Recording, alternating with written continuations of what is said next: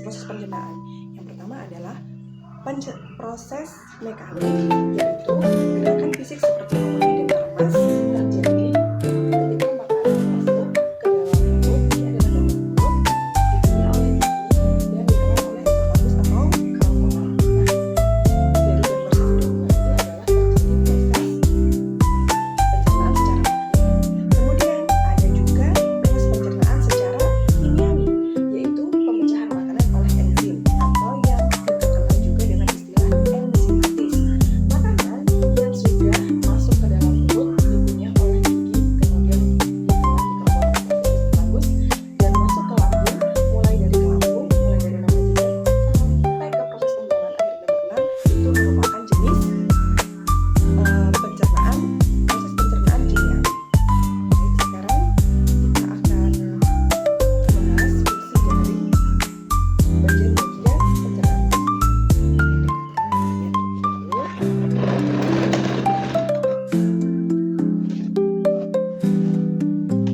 Oh iya, untuk anak yang lain dibutuhkan ini saya lupa adalah gambar atau poster tentang sistem pencernaan manusia. Kemudian ada alat tulis untuk pencernaan.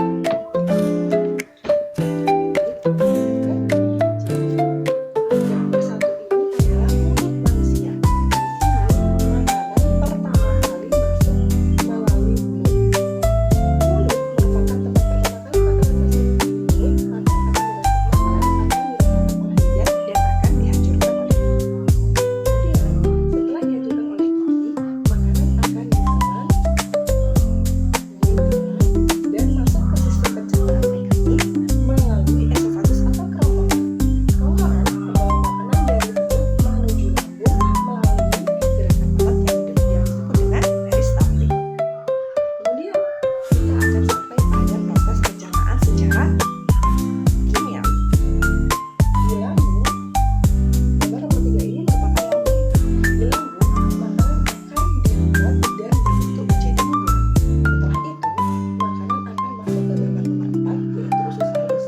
Usus halus berfungsi untuk menyerap nutrisi dari makanan dan mengubahnya menjadi energi, sehingga dapat membantu kita melakukan aktivitas sehari-hari. Jadi, di dalam usus halus nomor 4 ini, nutrisi akan diserap, kemudian si usus halus akan mengubah nutrisi dari makanan itu tadi menjadi